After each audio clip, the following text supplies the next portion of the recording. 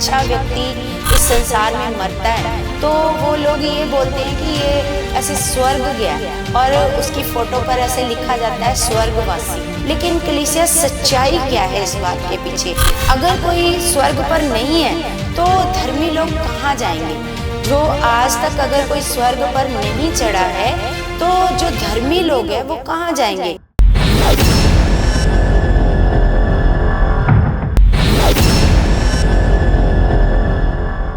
Praise the Lord everyone, God bless you all. परमेश्वर आप सबको बहुत सारी बरकतें और आशीषें मसीह में दे चुके हैं। सर्वशक्तिमान जीवित परमेश्वर की पवित्र हजूरी में हम आपका धन्यवाद करते हैं, आपका स्वागत करते हैं। परमेश्वर हमारे बीच में मौजूद है कलीसिया, और हम परमेश्वर का धन्यवाद करते हैं कि परमेश्वर अपने वचनों के द्वारा परमेश्वर हमें ज्ञान देते हैं और ज्ञान के द्वारा हमारे जीवन से अंधकार खत्म होता है। कलीसिया, जब हम अपने परमेश्वर को नहीं जानते थे तो हम संसार की बातें सुनकर उन्हीं पर मन लगाते थे और उन्हीं पर ही विश्वास करते थे। लेकिन आज हमें हमारे परमेश्वर ने अपने वचन के द्वारा जो परमेश्वर ने हमें ज्ञान दिया है उससे हमें समझ मिली है, हमें पता चला है कि सच में सच्चाई क्या है। क्योंकि जब तक हम परमेश्वर का वचन नहीं पढ़ते हैं, नहीं समझते हैं, तो तब तक हम लोगों को पता नहीं होता कि सच्चाई क्या है। तो सच में कलीसिया, आज जो हम बात करने जा रहे हैं, जो प्रभु यीशु मसीह ने यूहन्ना 3:13 में जो निकोदेमुस से बातें चल रही थी प्रभु यीशु मसीह की, तो उसी में प्रभु यीशु मसीह ने एक बात कही। यूहन्ना 3:13 में प्रभु ने कहा कि कोई स्वर्ग पर नहीं चढ़ा। हम इसको पढ़कर देखते हैं कलीसिया। यहाँ लिखा, कोई स्वर्ग पर नहीं चढ़ा, केवल वही जो स्वर्ग से उतरा, अर्थात मनुष्य का पुत्र जो स्वर्ग में है। तो इस बात का क्या मतलब है कलीसिया? कि आज तक कोई भी स्वर्ग पर नहीं चढ़ा। ये प्रभु यीशु मसीह ने खुद ऐसे जब निकोदेमुस को समझा रहे थे कि हमें ऐसे नया जन्म हम कैसे प्राप्त कर सकते हैं, तो उसके बारे में जब समझा रहे थे तो एक बात कही प्रभु यीशु मसीह ने कि आज तक कोई भी स्वर्ग पर नहीं चढ़ा, केवल वही जो स्वर्ग से उतरा। और स्वर्ग से कौन उतरा था? वो था प्रभु यीशु मसीह, है ना। प्रभु यीशु मसीह स्वर्ग से उतरा और लिखा, अर्थात मनुष्य का पुत्र जो स्वर्ग में है ना, जो स्वर्ग में है। ये प्रभु यीशु मसीह अपने बारे में बात कर रहे हैं कि आज तक कोई भी ऐसे स्वर्ग पर नहीं चढ़ा है। जिस प्रकार हम संसार में देखते हैं कलीसिया, जब कोई मनुष्य मर जाता है, अगर कोई किसी ने अच्छे कर्म करे होते हैं, कोई अच्छा व्यक्ति इस संसार में मरता है, तो वो लोग ये बोलते हैं कि ये ऐसे स्वर्ग गया है और उसकी फोटो पर ऐसे लिखा जाता है स्वर्गवासी, है ना। मतलब हर एक की फोटो के ऊपर लिख दिया जाता है स्वर्गवासी। लेकिन कलीसिया, सच्चाई क्या है इस बात के पीछे? सच्चाई ये है जो प्रभु यीशु मसीह हमें बता रहे हैं कि आज तक कोई भी स्वर्ग पर नहीं चढ़ा है ना। केवल वही चढ़ा जो स्वर्ग पर से उतरा था, वो था प्रभु यीशु मसीह, है ना। तो आज हम सच्चाई को जानते हैं कलीसिया। तो यहूदियों का और सदूकियों का इसके बारे में अलग अलग मानना था। यहूदी क्या कहते थे? यहूदी ये मानते थे कि जो लोग बुरे काम करते हैं, बुरा जीवन जीते हैं, उनको तो सजा मिलती है परमेश्वर की ओर से। लेकिन जो अच्छे काम करते हैं, जो अच्छा जीवन जीते हैं, तो वो परमेश्वर की ओर से उनको एक और जीवन मिलता है और फिर से उन्हें जीवन मिलता है। लेकिन जो सदुकी थे, ना तो वो पुनरुत्थान या मृत्यु के बाद किसी भी जीवन में वो विश्वास ऐसे नहीं करते थे। तो इसीलिए यहूदी और सदुकी प्रभु यीशु मसीह की शिक्षा के विपरीत थे, है ना। प्रभु यीशु मसीह जो भी शिक्षा देते थे वो शिक्षा यहूदी और सदुकियों के ऐसे विपरीत थी। जिस प्रकार हम पढ़ते हैं प्रेरितों 23 का पढ़ते हैं, 23:8 में लिखा है कलीसिया,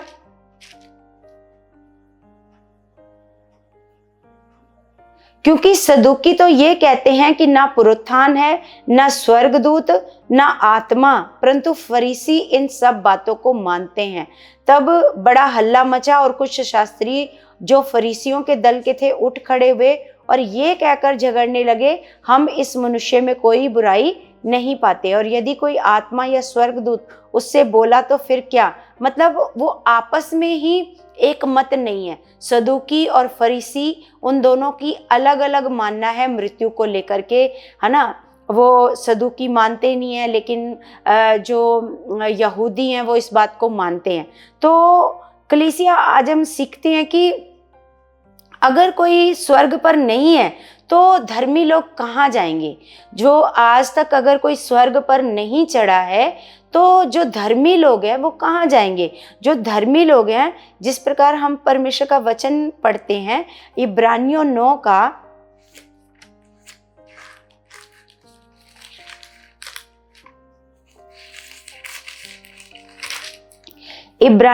का हम पढ़ते हैं 27। तो 27 में क्या लिखा है, और जैसे मनुष्यों के लिए एक बार मरना और उसके बाद न्याय का होना नियुक्त है ना। मनुष्य का एक बार मरना और न्याय का होना क्या है, ऐसे नियुक्त का मतलब है ये तय, ये परमेश्वर की ओर से तय है कि एक बार मरना। जिस प्रकार हम संसार में बातें सुनते हैं कि जब कोई इंसान मर जाता है तो वो गधा, घोड़ा, ऐसे कुछ ना कुछ जानवर या पशु या पक्षी, ऐसे कुछ ना कुछ वो बन जाता है।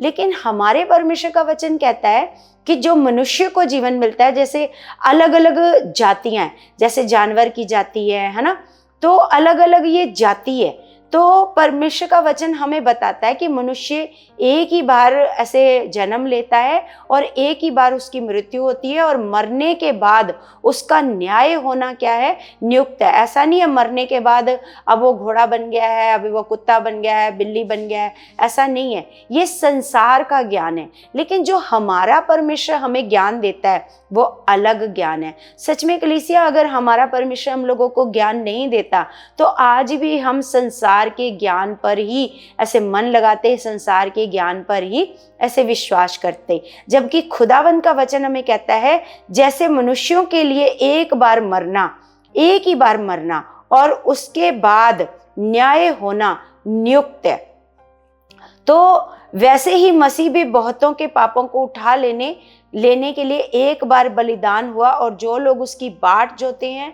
उनके उद्धार के लिए दूसरी बार बिना पाप उठाए हुए दिखाई देगा। अब जब प्रभु यीशु मसीह एक बार जब प्रभु यीशु मसीह ऐसे आए पृथ्वी पर तो उन्होंने हम सबके पाप उठाए, लेकिन अब जब दोबारा प्रभु यीशु मसीह आएंगे तो वो बिना पाप उठाए हुए हम सबको ऐसे दिखाई देंगे।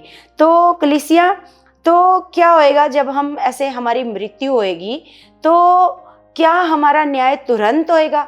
उसी घड़ी हमारा न्याय हो जाएगा। जैसे ही हमारी मृत्यु होएगी तो हम परमेश्वर के सामने पहुंच जाएंगे न्याय के लिए, लेकिन ऐसा नहीं है। परमेश्वर का वचन बताता है, परमेश्वर का वचन हम सबोपदेशक की पुस्तक में पढ़ते हैं,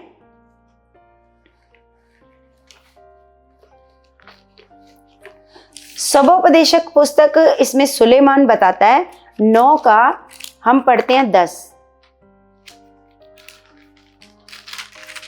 9 का 10 में लिखा है, जो काम तुझे मिले उसे अपनी शक्ति भर करना, क्योंकि अधोलोक में जहां तू जाने वाला है न काम न युक्ति न ज्ञान और न बुद्धि है। यहाँ पर सुलेमान बता रहा है, सुलेमान के वचन, सुलेमान के द्वारा ये सबोपदेशक की किताब लिखी है।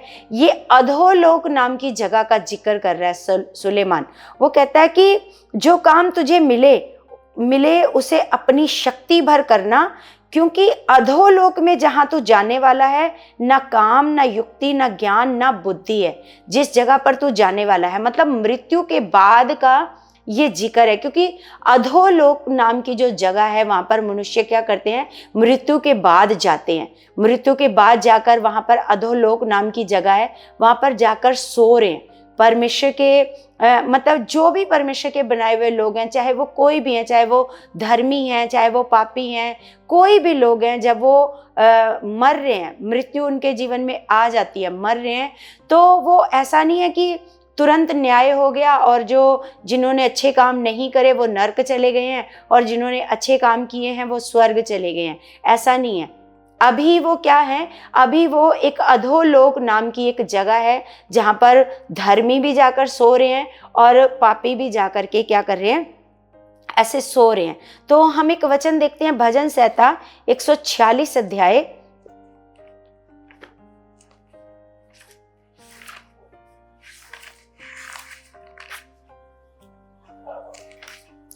भजन संहिता 146 का 4 में लिखा है, उसका भी प्राण निकलेगा, वह भी मिट्टी में मिल जाएगा, उस दिन उसकी सब कल्पनाएं नष्ट हो जाएंगी। तो यहाँ पर परमेश्वर का वचन कहता है उस दिन क्या होएगा, जिस दिन हमारे जीवन में मृत्यु आएगी, तो हम मिट्टी से बने हैं, तो उस दिन क्या होएगा, हम मिट्टी में मिल जाएंगे। हमारा जो शरीर है वो मिट्टी से बना है, लेकिन जो आत्मा है वो मिट्टी से नहीं बनी है। शरीर जो है वो मिट्टी से बना है, तो परमेश्वर का वचन कहता है कि वो मिट्टी में मिल जाएगा। और लिखा उस दिन उसकी सब कल्पनाएं, क्योंकि कल्पनाएं जो भी हमारा शरीर सोचता है, हमारा जो शरीर है, हमारी जो सोच है, हमारा जो मन है वो सोचता है, तो वो उसी दिन उसकी सारी कल्पनाएं क्या हो जाएंगी, ऐसे नष्ट हो जाएंगी। तो परमेश्वर का वचन जो बार बार परमेश्वर का वचन हम लोगों को जो मृत्यु है उसकी तुलना किसके साथ करता है, नींद के साथ। परमेश्वर का वचन बार बार जो मृत्यु की तुलना है वो नींद के साथ करता है, कि परमेश्वर कहता है कि जो अभी मर रहे हैं वो जाकर सो रहे हैं, जो मर रहे हैं वो जाकर के सो रहे हैं। इसका मतलब जो मृत्यु है अभी लोगों के लिए एक नींद की तरह है। जिस प्रकार हम परमेश्वर का वचन देखते हैं प्रेरितों 2 का 34,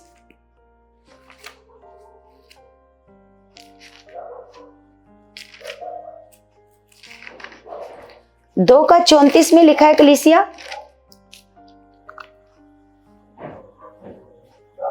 क्योंकि दाऊद तो स्वर्ग पर नहीं चढ़ा, परंतु वह आप कहता है, प्रभु ने मेरे प्रभु ने कहा, मेरे दाहिने बैठ जब तक कि मैं तेरे बैरियों को तेरे पांव तले की चौकी ना कर दूं।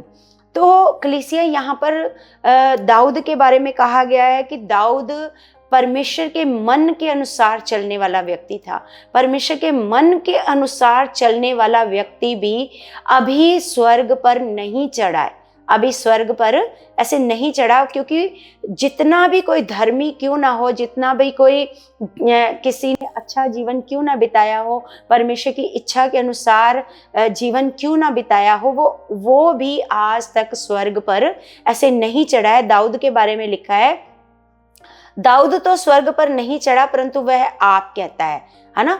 तो प्रभु ने मेरे प्रभु ने कहा, प्रभु ने मेरे प्रभु से कहा। यहाँ पर प्रभु यीशु मसीह और परमेश्वर ऐसे दोनों का जिक्र है, दोनों को प्रभु प्रभु करके ऐसे संबोधित किया गया है।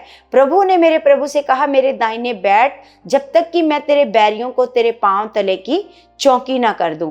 तो सच में यहाँ पर बताया गया। अब 13 का हम पढ़ते हैं, 13 का 36।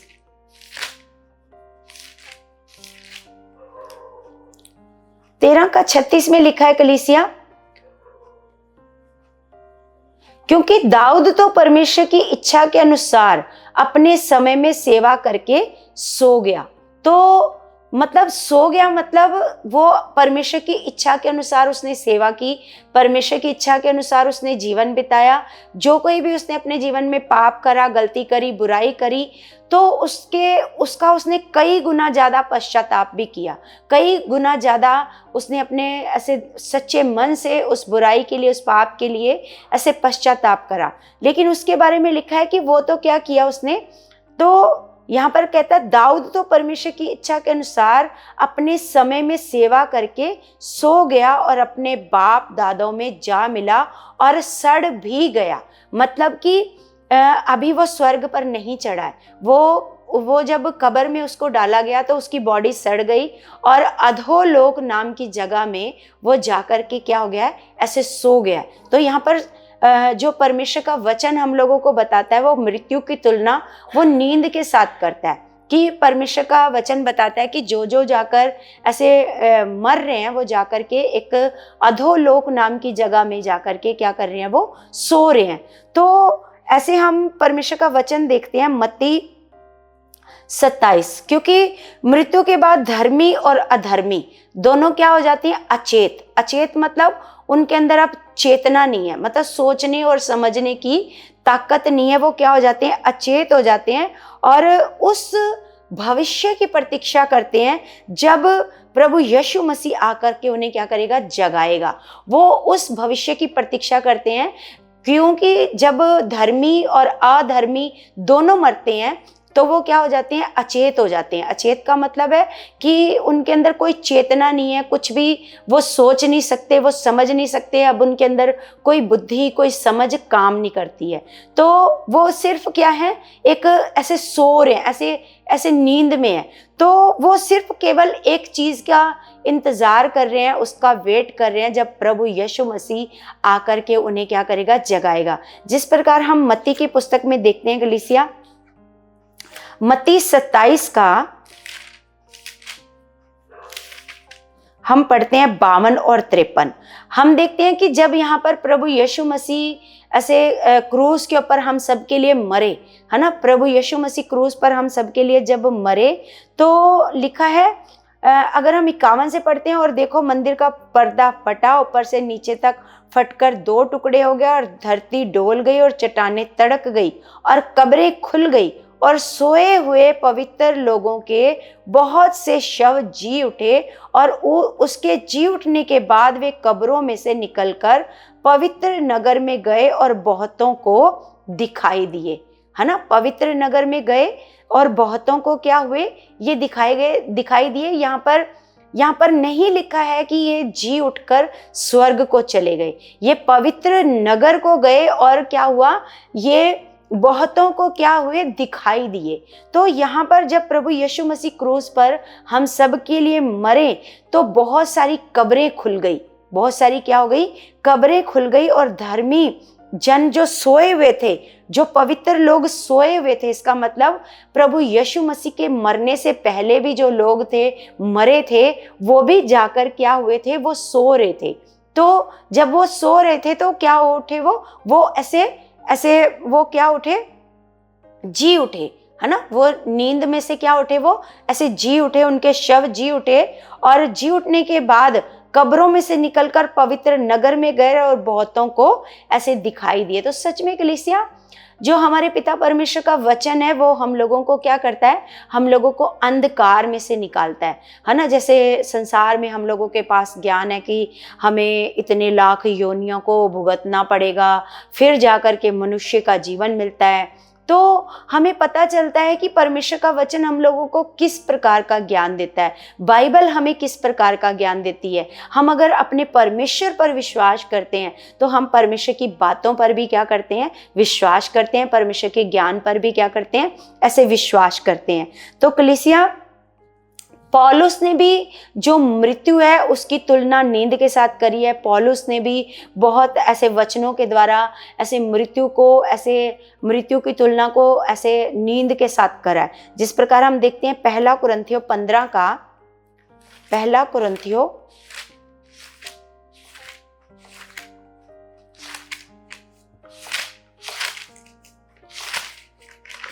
हम पढ़ते हैं 15 का 18 में लिखा है, वरन जो मसीह में सो गए हैं वे भी नष्ट हुए। तो यहाँ पर परमेश्वर का वचन हमें पौलुस के द्वारा भी बता रहा है कि मसीह में, मतलब चाहे धर्मी है चाहे वो अधर्मी है, मसीह में जाकर के क्या कर रहे हैं, वो सो गए हैं, वे भी नष्ट हुए। तो लिखा है, आगे हम 20 पढ़ते हैं, लिखा, परंतु सचमुच मसीह मुर्दों में से जी उठा, और जो सो गए हैं उनमें वह पहला फल हुआ। तो मतलब मसीह मुर्दों में से क्या हो उठा, जी उठा है, और जो सो गए हैं, यहाँ पर पौलुस मृत्यु की तुलना ऐसे नींद के साथ कर रहा है। ऐसे नहीं कह रहा कि मरे हुए हैं, ऐसे कह रहा है कि वो सो गए हैं, है ना। लिखा जो सो गए हैं। जिस प्रकार हम देखते हैं कि जब लाजर मरा था, तो लाजर को भी प्रभु यीशु मसीह ने क्या कहा था कि लाजर क्या कर रहा है, ऐसे सो रहा है, वो सो गया है। तो प्रभु को पता था कि वो सोया हुआ है ना। तो सच में हम जानते हैं जब हमारी मृत्यु आनी है, वो कौन सी मृत्यु है, कि जिस दिन हमारा न्याय होना है, तो जिन्होंने अच्छा जीवन बिताया परमेश्वर के साथ, बिना पाप वाला, बिना बुराई वाला, उनको तो जीवन मिलना है। और जिन्होंने पाप किया है, बहुत सारे बुराइयां की हैं, जब न्याय करना है परमेश्वर ने, तो उनको उस समय मृत्यु मिलनी है। वो मृत्यु है, वो मृत्यु है जिसके बाद दोबारा जीवन ऐसे नहीं है।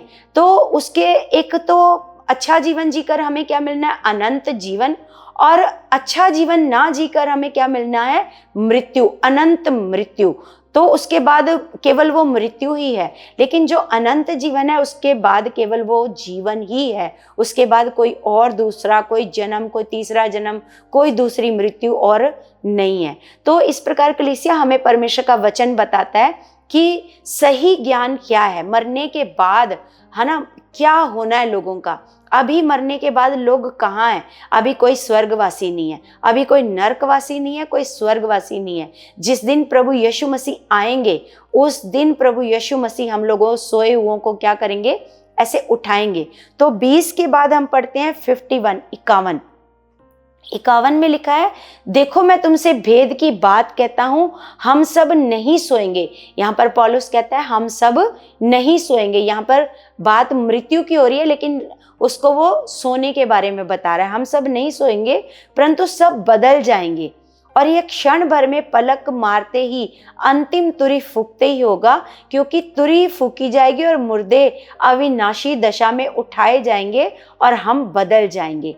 तो सचमुच यहाँ परमेश्वर का वचन हम लोगों को ज्ञान देता है मरने के बाद हमारा क्या होना है। अभी मरने के बाद मनुष्य कहाँ जा रहे हैं, वो क्या मतलब, अभी क्या वो स्वर्ग में है, अभी क्या वो नरक में है, अभी ये हमें परमेश्वर का वचन सब बता रहा है। तो एक वचन हम और पढ़ते हैं, पहला थिस्सलुनीकियों 4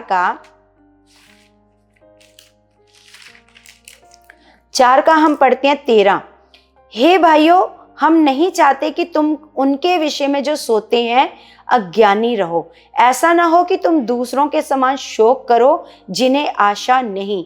यहाँ पर परमेश्वर का वचन हम लोगों को आशा दे रहा है। कहता जो सो रहे हैं, जिन्होंने पता है पर बिना प्रभु यीशु मसीह के जीवन बिताया है, जिन्होंने अपने जीवन में प्रभु यीशु मसीह को ग्रहण नहीं किया, जिस प्रकार हम परमेश्वर का वचन पढ़ते हैं यूहन्ना 3:16 में परमेश्वर का वचन कहता है कि परमेश्वर ने जगत से ऐसा प्रेम रखा कि उसने जगत के लिए अपना इकलौता पुत्र दे दिया। यहाँ पर किसी धर्म या जाति का जिक्र नहीं कर रहा परमेश्वर, क्योंकि जिस समय प्रभु यीशु मसीह थे उस समय तो हिंदू, मुस्लिम, सिख, ईसाई लोग थे ही नहीं, उस समय यहूदी और अन्य जाति लोग ही थे। तो यहाँ पर परमेश्वर का वचन किसी जाति के बारे में नहीं कह रहा, जगत की बात कर रहा है परमेश्वर का वचन। परमेश्वर का वचन कह रहा है कि उसने जगत के लिए अपना इकलौता पुत्र क्या किया, ऐसे कुर्बान कर दिया, ताकि जो कोई उस पर विश्वास करे वो नाश ना हो परंतु अनंत जीवन पाए। तो कलीसिया, अनंत जीवन पाने के लिए हमें अपने जीवन में प्रभु यीशु मसीह को ग्रहण करना जरूरी है। हमें प्रभु यीशु मसीह पर विश्वास करना बहुत जरूरी है अगर आपको अनंत जीवन चाहिए। नहीं तो जो संसार के लोग मर रहे हैं उनके पास फिर से जी उठने के बाद कोई आशा है ही नहीं, कोई आशा नहीं है उनके पास। लेकिन हम जो मसीह में मर रहे हैं, हम जो प्रभु यीशु मसीह को जानकर मर रहे हैं, हमारे पास एक आशा है। जी उठने के बाद हमारे पास क्या है, एक आशा है। तो यहाँ पर परमेश्वर का वचन कहता है, हे भाइयों, हम नहीं चाहते कि तुम उनके विषय में जो सोते हैं अज्ञानी रहो। ऐसा ना हो कि तुम दूसरों के समान शोक करो जिन्हें आशा नहीं, क्योंकि यदि हम विश्वास करते हैं कि यीशु मरा और जी भी उठा, तो वैसे ही परमेश्वर उन्हें भी जो यीशु में सो गए हैं उसी के साथ ले आएगा। क्योंकि हम प्रभु के वचन के अनुसार तुमसे ये कहते हैं कि हम जो जीवित हैं और प्रभु के आने तक बचे रहेंगे, सोए हुओं से कभी आगे ना बढ़ेंगे। तो यहाँ पर कलीसिया, हम लोगों के पास एक आशा है जो प्रभु यीशु मसीह पर विश्वास करके प्रभु यीशु मसीह के अनुसार, उसके वचनों के अनुसार जीवन को व्यतीत करते हैं, अपने जीवन से पाप और बुराई को छोड़ देते हैं और अपने जीवन को इस तरह बिताते हैं जिस तरह परमेश्वर का वचन कहता है। तो हमारे लिए जो मृत्यु है, तो जब हमारा प्रभु यीशु मसीह आएगा तो हम सबको क्या करेगा, उठाएगा। और परमेश्वर का वचन कहता है कि वो धर्मी लोगों को अपने साथ लेकर के जाएगा, है ना। धर्मी लोगों को क्या करेगा, वो अपने साथ लेकर के जाएगा जब हमारा प्रभु यीशु मसीह इस पृथ्वी पर ऐसे दोबारा से आएगा। तो सच में कलीसिया, पहले जब प्रभु यीशु मसीह आए थे तो वो माँ के गर्भ से आए थे, लेकिन इस बार प्रभु यीशु मसीह माँ के गर्भ से नहीं आएगी, सीधा वो बादलों से आएंगे, है ना। और इस बार वो हमारे पापों को नहीं उठाएंगे, इस बार वो बिना पाप उठाए हुए आएगा हमारे लिए। तो सच में कलीसिया, आज हम लोगों ने सीखा है कि किस प्रकार जो लोग मर रहे हैं, लोगों को लगता है कि कोई जो बुरे कामों वाला वो नरक चला गया है और जो अच्छे कामों वाला है वो ऐसे स्वर्ग चला गया है। तो परमेश्वर का वचन हमें सब प्रकार का ज्ञान देता है। अभी तो जो परमेश्वर के मन के अनुसार भी जीवन बिता करके गए हैं, वो भी अभी तक स्वर्ग में ऐसे नहीं गए हैं। चाहे वो भविष्यद्वक्ता हो, चाहे वो नबी हो, चाहे वो कोई भी हो, अभी वो अधोलोक में जाकर के क्या कर रहे हैं, ऐसे सो रहे हैं, है ना। तो कलीसिया, हम अपने परमेश्वर का धन्यवाद करते हैं कि पिता परमेश्वर हमें वचनों के द्वारा सिखाते हैं, वचनों के द्वारा उत्साहित करते हैं, अपना ज्ञान परमेश्वर हमें देते हैं। तो इस आज के ज्ञान के लिए परमेश्वर का हम धन्यवाद करते हैं। आज के वचनों के लिए हम पिता परमेश्वर का बहुत सारा धन्यवाद करते हैं कलीसिया। और मेरा विश्वास है आज का वचन आपको बहुत आशीष और बरकत दे चुका है यीशु के नाम से। तो कलीसिया, जिस प्रकार हम हर वीडियो में आपसे रिक्वेस्ट करते हैं कि आपने इस चैनल को सब्सक्राइब करना है, लाइक करना है और शेयर करना है, और आपने बहुत सारे लोगों को इस ज्ञान के बारे में बताना है, इस वीडियो को आगे से आगे शेयर करना है, ताकि जो लोग अभी भी संसार के ज्ञान पर ही मन लगाते हैं, उन्हें समझ में आए कि परमेश्वर का ज्ञान हमें क्या सिखा रहा है ना। परमेश्वर सच्चा ज्ञान देता है, परमेश्वर सच्चाई है, वो सच में हमें सच्चा ज्ञान देता है, और परमेश्वर हमारे जीवन से अंधकार को निकालता है। तो हम अपने परमेश्वर का बहुत सारा धन्यवाद करते हैं यीशु मसीह के नाम से। तो कलीसिया, हम सब अपने हाथों को उठाएंगे। स्वर्गीय पिता, मैं आपका धन्यवाद करती हूँ, जीवित खुदा, जिंदा और जलाली परमेश्वर, आप हमारे बीच में मौजूद हो मेरे पिता परमेश्वर जी। हम आपका धन्यवाद करते हैं प्रभु यीशु मसीह के नाम से। खुदावंद परमेश्वर, आज का जो सुंदर ज्ञान आपने हमें दिया परमेश्वर, हमें अंधकार से निकाला परमेश्वर, हमारी बुद्धि को खोला मेरे खुदावंद परमेश्वर, इस बड़े उपकार के लिए हम आपका धन्यवाद करते हैं मेरे खुदावंद पिता परमेश्वर। आप महान हो और सामर्थी और दयावान खुदा हो परमेश्वर पिता।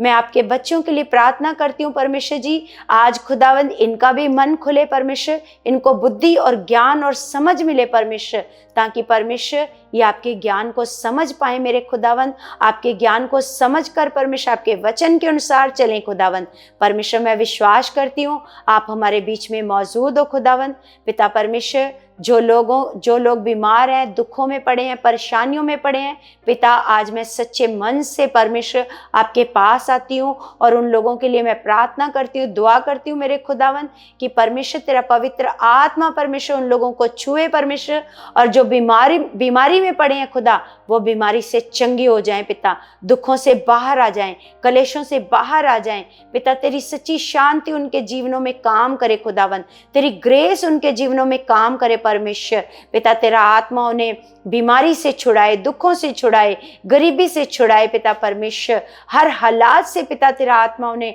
निकाल कर लाए, उन्हें बुद्धि दे, उन्हें समझ दे परमेश्वर। अपने साथ चलना सिखाओ मेरे खुदावंद पिता परमेश्वर। अपने बच्चों को और खराई दो पिता, और वफादारी से जीना सिखाओ मेरे परमेश्वर जी पिता परमेश्वर। मैं विश्वास करती हूँ खुदा, मैंने जो जो आपसे प्रार्थना में मांगा है, आपने एक एक प्रार्थना का उत्तर हाँ में दे दिया है यीशु मसीह के नाम से। आमेन आमेन। सबको जय मसीह की।